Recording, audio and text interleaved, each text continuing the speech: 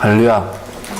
창세기 진행 중인데요. 우리가 지난주가 오늘은 다섯째 날, 여섯째 날에 대해서 나눠볼 생각입니다. 20절에부터 1장 마지막 절까지 잠깐 짧게 살펴보려고 합니다. 우리가 마치 집을 짓는 것과 같다고 이야기를 했고요. 또 우리가 창세기 1장 1절에 보면 하나님께 천지를 창조하셨다. 근데 원어를 직역을 하면 천지가 그 하늘과 그 땅이에요. 그래서 1장 1절에서 천지는 만물을 의미한 것 동시에 그 하늘과 그 땅이라고 표현하고 있어요. 그 2절에서부터는 그 땅에 빛이 있어라. 또 그 땅이 물에 제거되어라. 그 땅의 물은 제거되어서 마른 땅이 되어라. 또 셋째 날이 되면 그 땅의 위에는 온갖 채소와 과육들이, 과일들, 나무들이 날아. 그 넷째 날이 되면은 하늘의 별과 달을 이렇게 두면서 이런 성씨가 이렇게 절기를 나누고 이렇게 하죠. 그 다섯째 날이 되면 그 땅에 이제 드디어 땅이 아니라 이번에는 땅 외에 바다의 생물과 공중의 생물이 생겨라. 그리고 이제 최종 마지막 날, 창조의 마지막 날, 여섯째 날이 되면 드디어 땅의 생물을 만들어내. 땅의 생물 가운데서도 땅은 그 종류대로 인간은 남자와 여자로 만드는 거. 그래서 그 창조의 제일 마지막 단계에 인간, 사람이 있어요. 그래서 그 땅을 향하여 계속 나오다가 그 땅에 사람이 생겨요. 우리가 나눈 것처럼 이사야 34장에 보면 하나님께서 에돔을 저주하시면서 에돔의 저주의 내용이 창조 전의 상태가 되겠다. 창조 전의 상태는 통치자가 없고 지도자가 없는 상태. 여기서 말하는 통치자와 지도자는 하늘 왕의 의도를 이 땅에 전달하는 자죠. 하나님의 말씀을 이 땅에 그대로 전달하는 자인데 그러한 리더가 사라지는 것. 이것이 창조 전의 상태인데 지금 우리가 창세기 1장에서는 태초의 처음 창조 전의 상태가 창조의 상태가 되어가고 있는 것이에요.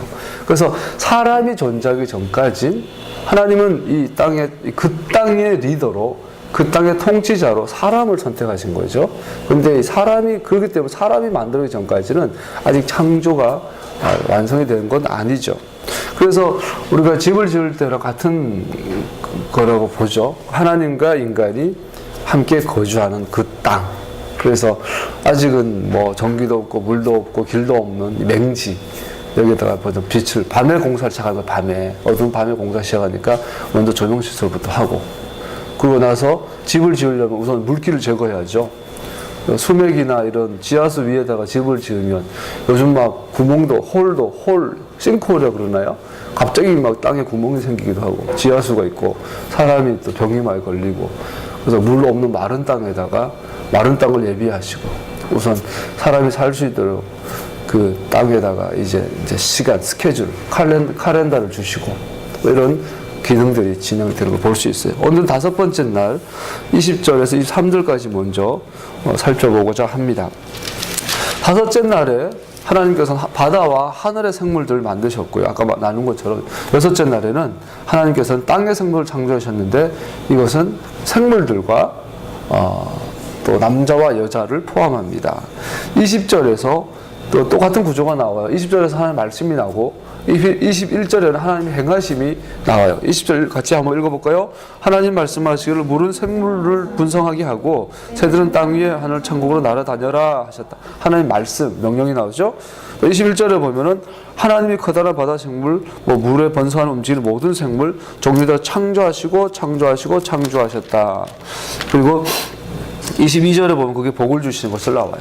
이 구조가 계속 성경 1장에서 반복이 되는데, 여기서 21절부터 살펴보면 21절에는 이게 큰 물고기, 우리가 성경을 직역을 하면 수령, 큰 물고기를 바다에 창조했다는 걸 강조하고 있어요.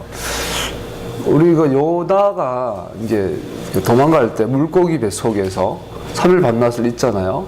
사람을 삼켰는데 사람이 그 안에서 숨을 쉬고 3일을 생존할 수 있는 정도의 크기의 물고기가 지금 현존할까? 물론 지금도 고래는 10m씩 크죠. 그래서 단순히 고래 같은 것일까? 우리가 창조과학에서 보면 공룡이 지금 하나도 존재하지 않는데 공룡들 말하지 않나, 여러 가지 해석들이 있어요. 어쨌든 재밌는 건 여기서 주목해 볼 건, 여기서 이거 나눠볼 건 이거예요. 계속 하나님께서 바라와 아사를 구분해서 사용하셨어요. 그런데 21절에 큰 물고기를 만드셨다고 하실 때 하나님께서 다시 바라라는 동사를 사용하고 있어요. 아사 만들다라는 동사보다 창조하다는 바라라는 동사를 사용해서 큰 물고기를 창조하셨다고 말씀하고 있어요. 이게 무슨 의미할까요? 성경 1장의 구조를 살펴보니까 이 창조기사, 1장 2절에 나오는 창조기사에서 바라라는 동사 총 6번을 사용됩니다. 1장 1절, 1장 오늘 읽었던 21절, 그리고 27절.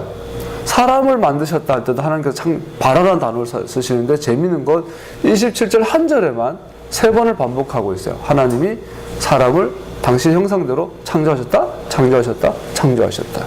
굉장히 강조를 볼 수 있죠. 그리고 마지막으로 2장 3절에 하나님의 창조란 바라라는 단어가 또 나와요.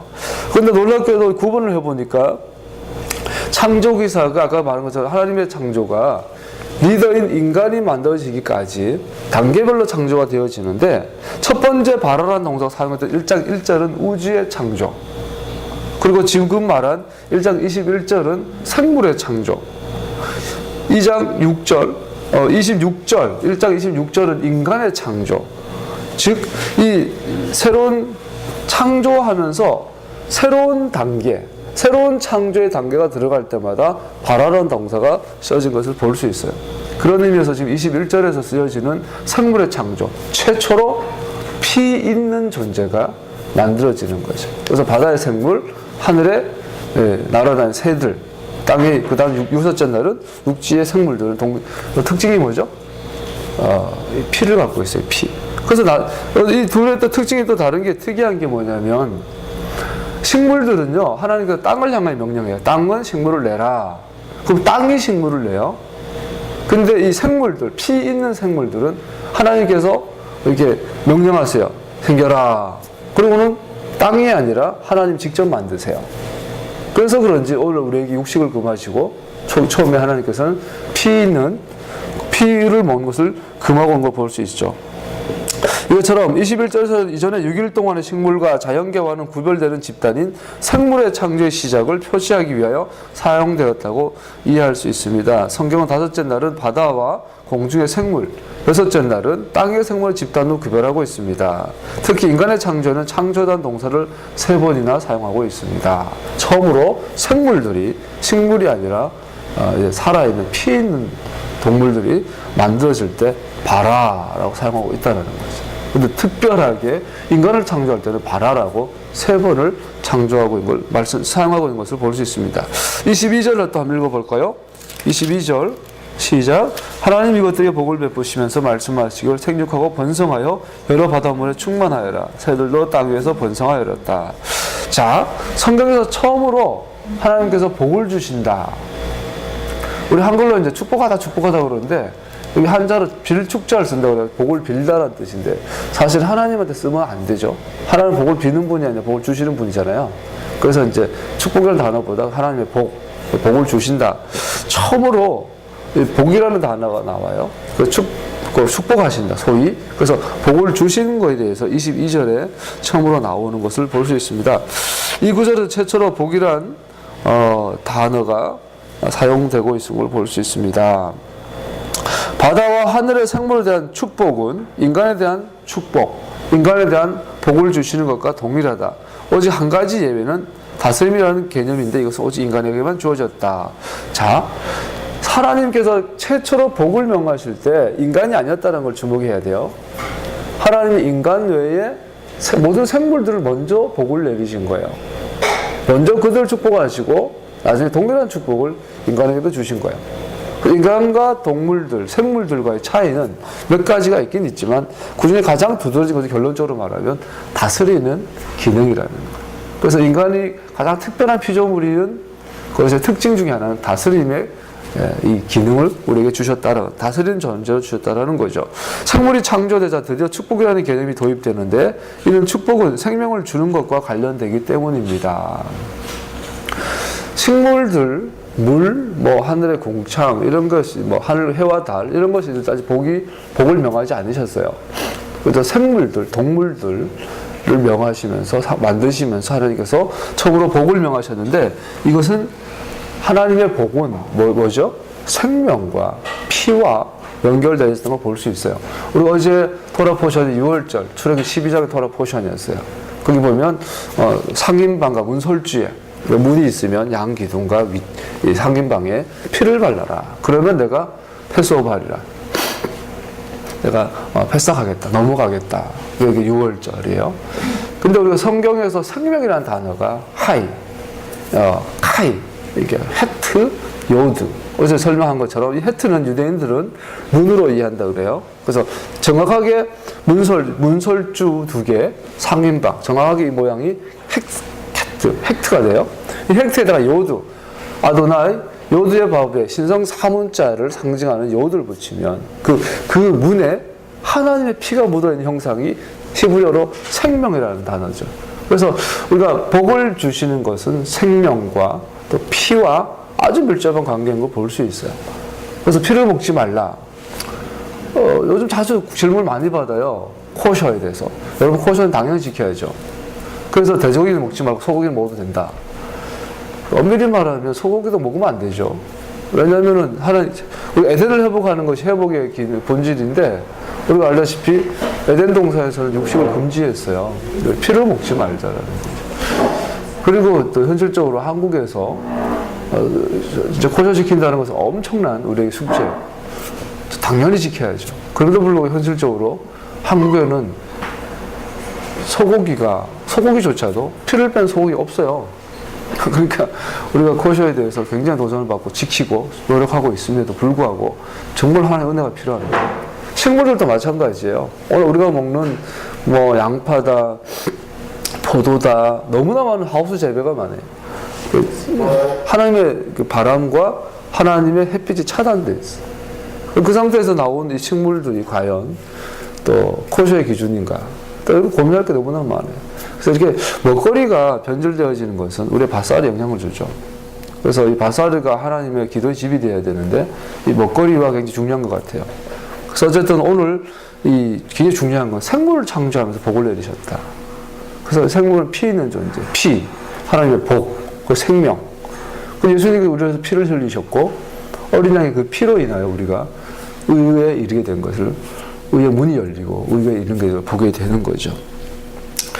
우리는 기억해야 합니다. 인간이 창조되기 전, 인간이 복을 받기 전에 먼저 살아있는 피조물이 복을 받았습니다. 이것은 하나님의 복은 인간을 넘어서서 하나님의 모든 살아있는 피조물에게까지 확장되고 있음을 보여줍니다. 그래서 요한복음 3장에서 그러죠. 하나님이 세상을 이처럼 사랑하사. 불교에서 이게 사람을 살생유택하라 그러잖아요. 그래서 개미 한 마리 함부로 죽이지 마라. 이거 당연히 토라예요. 여러분, 토라는 개미 한 마리 함부로 죽이는 거를 금하고 있는 거죠. 생명을 존중해야 돼요. 그러나 하나님의 말씀을 좀 진멸법이에요. 진멸법. 이 여소 공동체가 가나안을 정복할 때는 그냥 살아있는 모든 것을 죽이라는 거예요. 우리가 하나님의 말씀의 이 기준, 이 의중을 깊이 이해할 필요가 있다고 생각을 합니다. 어쨌든 우리가 모든 존재하는 생명에 대해서 존중하는 마음이 필요한 거죠. 또 그 동시에 제가 여러분 개인적으로 자주 나누는 것처럼 지구는 일회용이에요. 어차피 새하늘 새 땅으로 우리 변화될 거예요. 그래서 우리는 지구를 오래오래 보존하는 게 목적이 아니에요. 자연보호가 목적이 아니고 잘 사용해야 돼요. 예수님 오실 때까지 잘 보존하고 사용하고, 일회용 쓰면 죽는 것처럼 이야기하고 필요하면 써야죠. 너무 그럴 필요는 없다고 생각을 해요. 과해도 안 되고 부족해도 안 되고 그냥 적당하게 필요하게 우리가 하나님을 따라가면서 가장 효율적으로 지구의 자원들을, 생물들을 사용할 필요가 있다고 생각합니다. 만물이 신음하고 있습니다. 그래서 주님은 세상을 구원하러 오셨습니다. 자, 여기서 이제 정말 안 하고 싶은 것은 이것인데, 이 구절에서 최초로 복이라는 단어를 사용하고 있습니다. 이 복이라는 단어가 우리가 바라크라는 단어예요. 바라크라는 단어는 무릎을 꿇다라는 뜻이고, 또 복을 빌다, 복을 주다, 경배하다, 찬양하다. 그래서 유대인들의 모든 기도에는 바룩 아타 아도나이, 하나님 당신을, 주님 당신을 바룩합니다. 이게 유대인들의 모든 기도에 들어가요. 예수님도 모든 기도에 식사할 때부터 아미다 기도에 모든 뭐 우리 샤밧에 포도주를 위한 기도에 빵을 위한 기도에 모두 바루가타 아도나이. 우리 토라 블레싱도 다 바루가타 아도나이. 이 바룩이라는 단어는 복을 주다라는 단어로 경배하는 뜻이 있다라는 거죠. 바라크 이 동사는 기본 어근이며 무릎을 꿇다, 축복하다, 찬양하다를 뜻하며 다른 의미로는요 또 무서운 이야기가 성경의 여러 곳에 이 바라크라는 단어가 동시에 하나님을 저주하다로 쓰고 있어요. 이것이 우리가 오늘 주목해야 될 부분이에요. 인류에게 하나님께서 생물에게 가장 최초로 복을 명하셨는데 이것이 하나님 입장에서 우리에게 복을 주시는 것이고 우리는 하나님을 성축하고 경배하고 무릎을 꿇는 이런 것인데 이것이 동시에 하나님을 욕하다, 하나님을 저주하다라고 표현할 수 있다는 거죠. 이 부분을 잠깐 살펴보기를 원합니다. 기본적으로 바라크는 유익한 능력을 부여하다는 의미를 지닙니다. 구약 성경 축복하다는 것은 성공, 번영, 생산, 장수 등을 위한 능력을 부여한다는 의미를 갖고 있습니다. 그 의미를 부여하는 과정과 부여받는 상태를 모두 포함하고 있습니다. 이건 사전적 의미고요. 근데 우리가 하나님을 바룩하는 건 이해가 되죠. 경배하고 성축하고. 근데 반대로 하나님께서 우리에게 바룩한다 할 때 복을 내린다 의미도 있지만 동시에 무릎 꿇다 이런 의미도 있잖아요. 근데 하나님께서 우리를 복을 주시는데 하나님께서 우리를 바룩하실 때 복을 주셨다. 이것을 구체적으로 어떻게 성경이 표현하고 있을까요? 너무 잘 알고 예배 끝날 때마다 우리가 예바레케카 아론 블레싱을 찬양하고 아론 블레싱으로 우리 예배를 마쳐요.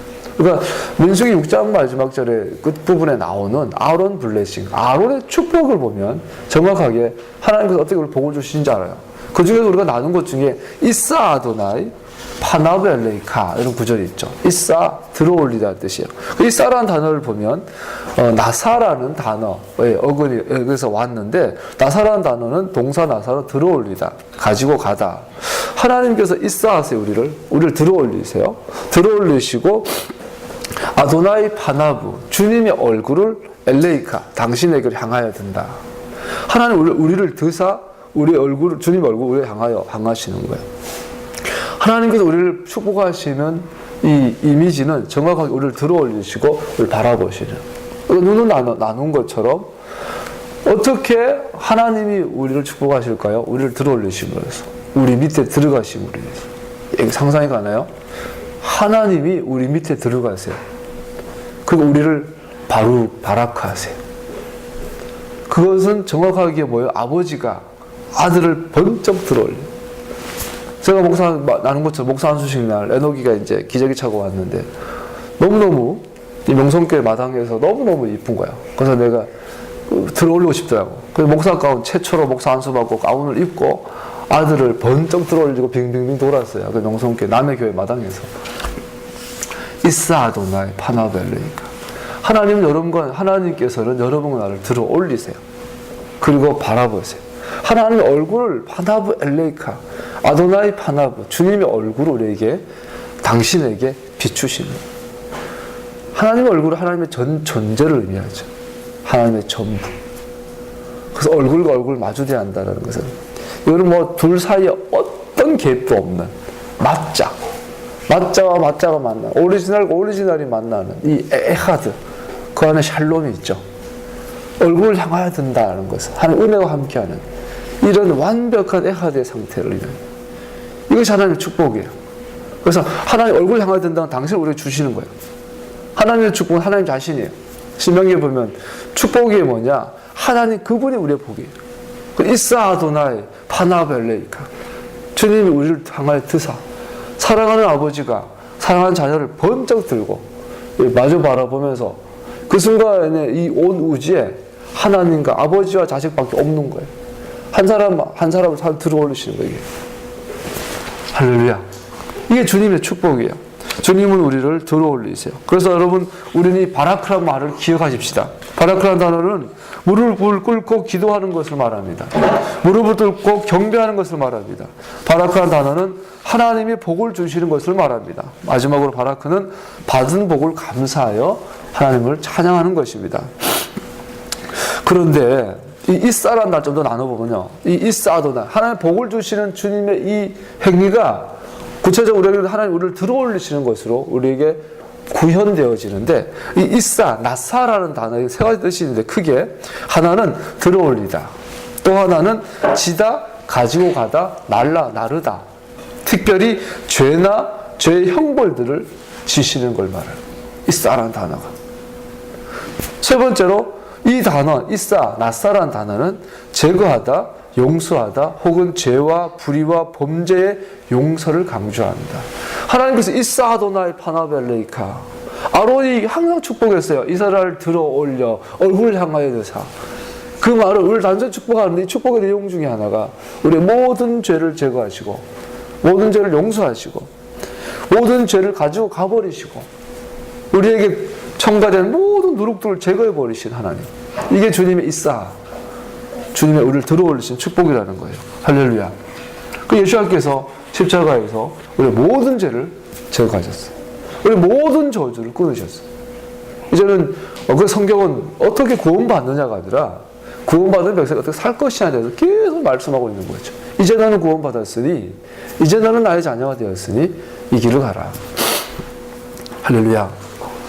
그런데요, 이 바룩이라는 단어를 쓰면서 우리가 주목해야 될 부분이 아까 말씀드린 것처럼 몇 군데에 있어서 하나님을 저주하다는 단어로 이 바라크라는 단어가 쓰이고 있다는 거예요. 열왕기상 2장 21장 13절을 보면 건달 둘이 나와서 그와 마주 앉았다. 그리고 그 건달들은 백성 앞에서 나봇을 두고 거짓으로 나봇이 하나님과 임금님을 욕하였다고 증언하였다. 그렇게 하니 그들은 나봇을 성 바깥으로 끌고 가서 돌로 쳐서 죽인 뒤에 이세벨이 아합을 사주해서, 아합 왕이 막 짜고 있으니까 왜 울어요? 아, 나봇의 포도밭에서 나는 거, 그 채소밥 만들고 싶은데 나봇이 안 준대. 나봇은 조상으로부터 받은, 하나님으로부터 분배받은 이 땅은 토라에 의해서 남에게 줄 수가 없어요. 토라를 지키기 위해서 나봇은 이 땅을 왕에게 못 바치는 거예요. 그랬는데 그것 때문에 아합은 속상해하고 있는 모습을 보면서 이 이세벨이 거짓말을 하죠. 이세벨이라는 단어는 순결, 정결 이런 뜻이에요. 그러니까 마치 바라크라는 단어가 너무 아이러니하게 하나님의 복을 의미한 것도 하나님을 저주한 걸 갖고 있는 것처럼 이 나봇을 죽인 이세벨의 이 이름의 뜻이 순결, 정결. 근데 너무나 음란한 여자죠. 음란의 대명사가 되죠. 마치 이세벨의 사주를 받아 이 비류 두 사람, 건달 두 사람, 깡패 두 놈이 와서 거짓 증언을 하고 나봇을 죽이게 돼요. 그때 거짓 증언할 때 그 내용이 뭐냐면 하나님을 저주했다, 하나님을 발악했다는 거예요. 욥기 1장 11절에 보면 이제라도 주님께서 손을 드셔서 그가 가진 모든 것을 치시면 그는 주님 앞에서 주님을 저주할 것입니다. 사단이 계속 하나님 앞에 와가지고 욥을 참수하는 거예요. 2장 5절에도 또 나와요. 이제라도 주님께서 손을 들어서 그의 뼈와 살을 치시면 그는 당장 주님 앞에서 주님을 저주하고 말 것입니다. 자, 우리가요, 여러분과 제가요, 하나님의 이름으로 일컬음 받은 하나님의 백성이에요. 하나님의 이름으로 일컬음 받는 하나님의 백성이 하나님의 길을 떠나면 어떻게 돼요? 하나님을 저주하게 되는 거예요. 그래서 예를 보면은 우리를 이스라엘 회복하는 근거가 이스라엘 네가 잘해서가 아니라 이스라엘 너로 인하여 떨어진 하나님의 이름 때문에, 땅에 떨어진 나의 이름 때문에 내가 너희를 다시 살려주고 구원하겠다는 거예요. 요한계시록 16장 9절에 보면요, 그래서 사람들은 몹시 뜨거운 열에 탔습니다. 그러나 그들은 이 재앙을 지배하는 권세를 가지신 하나님의 이름을 모독하였고 회개하지 않았고 하나님께 영광을 돌리지 않았습니다. 베드로가요, 예수를 배신할 때 내용이 뭐예요? 바라크했어요. 베드로는 주님 그리스도의 살아계신 하나님의 아들이십니다. 뭐죠? 유대인들이 입에 달고 사는 그 기도, 바루가 타도나이, 이 기도는 예수님 당신이 받으셔야 합니다. 당신이 하나님이십니다. 그 입에서. 그 베드로 입에는 바라크라는 단어가 붙어 살았어요. 그런데 예수님이 안나스의 법정에서, 가야바 법정에서 채찍 맞으실 때 그 앞에서 베드로는 3번 부인하면서 예수님 저주했어요. 예수님을 바라크했어요. 여러분과 내가 하나님을 찬양하는 경배한다고 말하지만 사실은 동시에 하나님을 경배하는 행위가 우리에게는 하나님을 저주하는 행위가 될 수도 있다는 거예요. 이게 너무나 무서운 이야기예요. 자, 보세요. 오늘날 세상에서 불교 때문에 하나님의 이름이 땅에 떨어지진 않아요. 통도사 주지 때문에, 해인사 주지 때문에 하나님의 이름이 무시당한 적은 단 한 번도 없어요. 지금 한국에서 하나님의 이름이 땅에 떨어지는 원인은 전부 다 목사들 때문이에요. 장로 권사들 때문이에요. 여러분과 나의 신앙이 동시에 하나님의 이름을 땅에 떨어뜨릴 수 있다는 거예요. 너무나 이거 남의 이야기가 우리의 이야기예요. 이거는 아주 오래전 영적인 아이러니예요. 예언 사역자는 예언 때문에 교만해지고 하나님을 땅에 떨어뜨려요. 목사는 목회하다가 목회 때문에 하나님을 땅에 떨어뜨려요. 선교사는 선교 사역 때문에 교만해지고 하나님의 길을 떠나고 하나님의 이름이 세상 가운데 멸시받게 만들어요. 여러분 성도들은 교회 다니는 것 때문에, 성경 읽는 것 때문에, 기도하는 것 때문에, 전도하는 것 때문에 하나님의 이름이 세상 가운데서 무시당하고 멸시받게 있어요. 이 바라크라는 단어는 우리에게 무서운 걸 계시하고 있어요. 하나님 속지 않으신다는 김아름이 좋냐?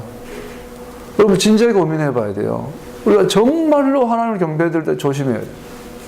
정말로 신앙생활을 두려움과 떨림으로, 두렵고 떨림으로 너희 구원을 이루려 하셨네. 오늘날 너무나 겁 없이 신앙생활 하는 걸 볼 수 있어요. 하나님을 경배하고 섬기되 잘못하면 하나님의 이름이 땅에 떨어집니다. 여기 21장 6절 그들은 하나님께 거룩하게 구별된 사람들이니 그들이 섬기는 하나님의 이름을 욕되게 해서는 안 된다. 제사장들의 가장 기본적인 의무는 하나님의 이름을 욕되게 해서는 안 된다는 거예요. 로마서 2장 24절 성경에 기록된 바 너희 때문에 하나님의 이름이 이방 사람들 가운데서 모독을 받는다. 에스겔 36장 23절 너희가 여러 그럼에도 불구하고 하나님의 자비는 우리에게 이렇게 다가오죠. 너희가 여러 나라에 흩어져 살면서 내 이름을 더럽혀 놓았으므로 거기에서 더럽혀진 내 큰 이름을 내가 다시 거룩하게 하겠다. 이방 사람들 지켜보는 앞에서 너희에게 내가 내 거룩함을 밝히 드러내면 그때야 비로소 그들도 내가 주인 줄 알 것이다. 나 주 하나님의 말이다. 하나님이 이스라엘을 회복하는 것은 이스라엘이 회개해서도 아니고 이스라엘이 잘해서도 아니고 하나님의 거룩한 이름 때문이라는 것. 마지막에 이방인들이 주께로 돌아오고 이방인들이 부흥이 일어나고 동시에 그 질투를 받아서 유대인들이 돌아오는 이 모든 것이 우리가 잘해서가 아니라 하나님의 거룩하신 그 이름 때문일 거라는 거예요. 한국교회는 분명히 회복될 것입니다. 우리가 회개해서가 아니라 우리가 기도해서가 아니라 우리가 거룩하게 살아서가 아니라 이 땅에 떨어진 하나님의 거룩한 이름 때문에 한국교회는 최소한 한 번 다시 일어설 겁니다. 우리는 알아야 돼요. 당신은 당신의 거룩한 이름을 향하여 엄청난 질투심을 갖고 계시다. 하나님은 당신의 이름을 굉장히 거룩하게 소중히 여기신다는 사실이요. 여러분과 나에게는 제사장의 신분이 있잖아요. 아담은 제사장이었잖아요. 그 제사장의 특징은 이마에 아도나이께 섬겨이라는 이마에 붙이고 달아요. 제사장의 이 명패, 이게 크리스찬, 메시아닉 크리스찬, 모든 예수님의 제자들의 이마에는 예수님의 하나님의 이름이 적혀 있어요. 우리는 하나님의 이름을 운반하는 자예요. 우리는 눈 뜨면 눈 감을 때까지, 태어나면서 죽을 때까지 우리는 하나님의 이름을 운반하는 자들이에요.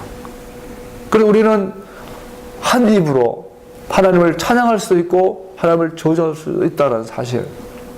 여러분과 내가 주의 토라의 길을 떠나게 되면 하나님의 이름 땅에 떨어져요. 그 열매가 2000년 동안 교회가, 서양교회가, 소위 기독교가 하나님의 토라를 떠났어요.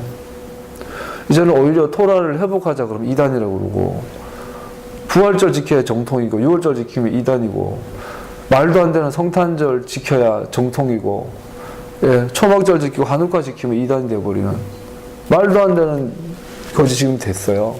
앞으로 적그리스도 그러는데 적그리스도가 우리를 핍박하는 기준은 이스라엘일 겁니다. 예수님을 죽인 나라가 아니라 이스라엘에 대한 그 사람의 태도가 앞으로 우리의 핍박 유무를 결정하게 될 거예요.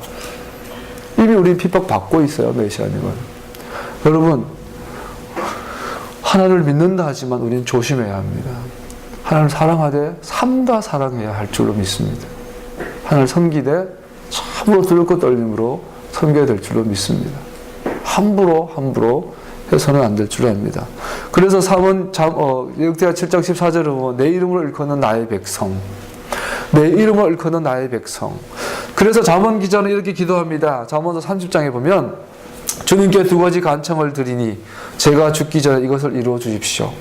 허위와 거짓말을 저에게서 멀리하여 주시고 저를 가난하게도 부유하게도 하지 마시고 오직 저에게 필요한 양식만을 주십시오. 제가 배가 불러서 주님을 부인하면서 주가 누구냐고 말하지 않게 하시고 제가 가난해서 도둑질을 하거나 하나님의 이름을 욕되게 하거나 하지 않도록 하여 주십시오. 그래서 잠언 기자는 이 잠언을 누가 썼는지 모르지만 정말로 이 하나님의 바룩에 대해서 깊이 이해했던 것 같아요. 그래서 어떻게 기도하냐면 거짓말과 허위를 내게서 멀리해 주시고 가난하게도 부하게도 하지 마셔서 제가 감히 하나님의 이름을 혹시나 욕되게 하지 않도록 도와주십시오. 이것이 뭐요? 유일한 기도였어요. 오늘날요, 이 바울 같은 자가 없는 것 같아요. 바울은 풍부에 처할 줄도 알고 가난에 처할 줄도 알았어요. 잠언 기자가 기도한 그 삶을 살았어요. 근데 오늘날은 가난에 처할 줄 아는 사람도 없는 것 같아요. 내 자신을 보니까 가난하니까 너무 힘드니까 하나님한테 원망하고 감사하지 못하고 불신하고 이래. 또 부하면 어떻게 돼요? 교만해져서 하나님 없다 그러고 하나님보다 돈을 더 믿고 권력을 더 믿고 가난에 처할 줄 아는 인물이 필요하고 부유에 처할 줄 아는 인물이 필요한 시대가 되었는데 오늘날 정말로 리더가 없고 통치자가 없는데 다들 가난할 줄도 모르고 부유할 줄도 모르고 거짓말이 난무한 목사님들이 허위로 막 박사학위를 받아가지고 박사랍시고 설교할 때 어디 족보도 없는 시커먼 가운 입고 올라와가지고 여기다가 박사가운 석사는 2개 박사는 3개 꺾고 돌아다니고 목사할 때 박사모를 쓰고 설교를 하고 이거 얼마나 추태해요. 그건 정말 창피한 일 아니에요. 목사가 박사가운 것을 입고 설교하는 거는 코미디 아닌가요? 시커먼 입고 나온 것 자체도 코미디인데 얼마나 거짓과 허위. 교회가 좀만 부흥하면 그냥 금세 딴지다가 돌아다녀요. 성도들도 마찬가지고. 그렇게 해서 어떻게 된다고요? 하나님의 이름이 땅에 떨어져요. 성경은 그 사람을 저주한다고 말해요.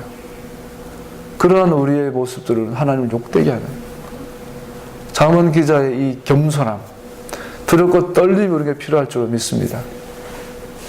이것이 사라졌어요. 얼마나 기고만장한 신앙인들이 되어버렸는지. 풍부에 처할 줄 아는 사람이 필요합니다. 가난에 처할 줄 아는 사람도 필요합니다. 할렐루야. 여섯 번째 날을 살펴보도록 하겠습니다. 24절부터 31절까지 내용입니다. 24절에도 동시에 하나님께서 말씀하시길 땅은 생물을 내어라. 우리 다섯째 날에는 바다의 생물 그리고 공중의 생물을 만드셨어요. 그리고 축복하셨죠? 그거 드디어 여섯 번째 날, 창조의 마지막 날. 사실은 창조의 마지막 날은 안식일이죠. 7번째 날이죠. 그러나 이 만드신 행위의 마지막은 6째 날인데 드디어 땅의 생물들을 만드셔요. 땅은 또다시 2개로 나누는데 육축과 땅에 기는 것과 짐승으로 나뉘죠. 땅의 생물은 육축과 땅에 기는 것과 짐승은 아니고 인간을 만드시는데 인간은 또다시 남자와 여자로 나뉘는 것을 볼 수 있어요. 다시 한번 24절에 하나님 명령이 나오고 25절에는 하나님 아싸 행동이 나오는 것을 볼 수 있습니다. 그래서 좀 재미있는 것은 11절과 12절 24절과 25절의 유사점과 차이점을 아까 나눈 것처럼 11절에 하나님께서 이렇게 말씀하세요. 땅은 씨 맺는 채소를 내라. 그때 12절에 땅이 씨 맺는 채소를 내었다 됐어요. 그래서 하나님 보시기에 좋았다. 통배하셨다. 근데 오늘 이 본문에서는 하나님께서 이렇게 말씀하신 24절에 땅은 생물을 내라. 육축과 기는 것과 짐승들을 내라. 그랬더니 25절에 어떻게 하세요? 땅이 생물을 내는 것이 아니라 아까랑 다르게 하나님께서 생물들을 만드셨다라고 나와요. 더 나아가서 사람은 하나님이 직접 만드셨어요. 그 호흡을 불어넣었어요.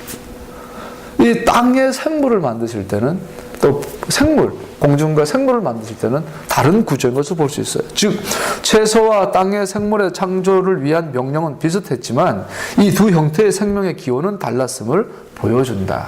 생명의 기원이 달라요. 그래서 에덴 동산에서도 배추를 먹었고 포도는 먹었는데 양은 못 잡아먹어요. 양도 먹으면 안 돼요. 소고기도 먹으면 안 돼요. 원래는. 여러분 왜요? 이게 생명의 기원이 달라요. 그래서 피 있는 기식하는 모든 생물들은, 피 있는 것들은 하나님의 생명의 기원이 되는 거예요. 물론 채소는 땅으로부터 생산되었지만 생물은 하나님 자신에 의해서 만들어졌다. 생명은 하나님으로부터 기원하기 때문에 그것은 자연계의 나머지 부분으로부터 구분되어야 한다. 큰일 났다 이제 모기 날아와도 못 잡고 이제 생물이니까 참아야 되고 모기 날아오면 잡으세요. 가택 주거 침입죄 적용해가지고 그 피를 빨아먹었으니까 이거 절도죄인가? 여러분 우리가 그래서 어쨌든 살아있는 모든 생물에 대해서 우리 하나님을 향한 경외감을 가져야 될 줄로 압니다. 육식을 금지하시고 피를 금지한 걸 볼 수 있어요. 26절 한번 읽어볼까요? 시작. 하나님 말씀하시길 우리가 우리 형상을 따라서 우리의 모양대로 사람을 만들자. 그리고 그가 바다의 고기와 공중의 새와 땅 위에 사는 온갖 들짐승과 26절 돼서 드디어 창조의 완성을 향하여 마지막이 나와요. 하나님께서 뭐라 그러세요? 우리가 우리의 형상대로 사람을 만들자. 특히 인간의 창조는 하나님의 행위에 대한 이전의 설명들과 확연히 구분됩니다. 인간과 다른 피조물과의 여러 가지 구분점 중에 우선 네 가지를 살펴보면요. 첫 번째, 일상적으로 하나님이 말씀하셨다고 시작하지만 그 이후에 하나님의 명령은 우리가 만들고 인간을 만들 때는, 두 번째는 각각의 피조물들은 그 종류대로 만드셨는데 인간은 남자와 여자로, 세 번째로 인간의 창조는 특별히 남자와 여자로 창조하셨습니다. 성별의 구분은 다른 피조물과 다르게 더욱 중요합니다. 자, 창조하시면서 성별을 구분한 건 인간밖에 없어요. 그래서 성적인 문제는, 성의 구별의 문제는 인간의 그 하나님의 나라에서 굉장히 중요한 영역이죠. 그래서 오늘날 보세요. 말세가 되어지만 가장 두드러진 그 성적인 범죄가 동성애예요. 독일은 지난주에 제3성을 인정하겠다. 노아 때도 특징이 동성애였어. 소돔과 고모라의 특징도 동성애예요. 오늘날도 동성애예요. 그래서 오늘날은 국회에서도 싸워요. 북한의 인권은 눈 딱 감고 살인자 인권은 존중하고 피해자 인권은 막 공개해버리고 그러면서 동성애자 인권을 위해서 국회의원들 막 싸워요. 그 동성애자는 합법화해야 된다. 성적 소수자들의 인권을 존중하죠. 그 말은 뭐예요? 이제 토라를 깨게 잘한 거예요. 미국 정부가 이미 통과했고 대한민국 정부도 동성애자가 불법입니다, 죄입니다 설교하면은 이제는 이게 불법이 되는 거예요. 이제. 대한민국 법을 깨는 거야. 이게 뭐야? 대한민국 정부가, 미국 정부가 이제 반토라로 나가는 거야. 이게 말세적 현상이에요. 동성애는 일종의 마지막 때에 대한 하나의 현상 중에 하나예요. 그래서 이거 하나님은 인간을 만들 때부터 성을 구분하셨어요. 네 번째로 오직 가장 중요한 것은 오직 인간에게만 하나님의 창조에 있어서 다스림, 통치의 역할이 주어졌다. 즉 성경은 인간은 나머지 피조물들과 구분되는 특별한 피조물임을 묘사하고 있으며 인간이 다른 피조물과 다를 뿐 아니라 인간은 하나님을 닮았음을 보여주고 있다. 곧 인간은 피조물이지만 하나님의 형상과 모양을 따라 지어진 특별한 피조물이라는 사실이다. 할렐루야. 자, 우리의 신앙이 회복되면 항상 나타나는 게 뭐죠? 평안이에요. 평안. 감사예요. 기쁨이에요. 성령 충만하면 항상 따라오는 게 뭐예요? 기쁨이에요. 왠지 기뻐요. 하박국 선지자가 우리의 외양간에 송아지가 없고 양이 없고 무화과 나무에 열매가 없고 당장 먹을 음식이 없는데 나는 주님으로 인하여 아도나이로 인하여 즐겁습니다. 기쁩니다. 왜 그럴까요? 자기를 발견했기 때문에. 여러분, 내가 이 땅에서 비록 인정받지 못해도 우리는 통치자예요. 우리는 하나님의 형상이에요. 하나님만큼 거룩해요. 하나님만큼 영광스러운 존재예요. 이걸 발견하기 때문에 신앙이 회복되면 될수록 항상 기뻐하라, 시험을 기도하라, 범사에 감사하라가 실제가 된 걸 볼 수 있어요. 우리 베이트 예수와 여러분과 나는 정말 기도해야 될 줄 압니다. 열방 가운데, 우리 민족 가운데, 골목마다, 나라마다, 마을마다, 가정마다 토라 회복이, 메시아닉 회복이 일어나기를 소원합니다. 할렐루야.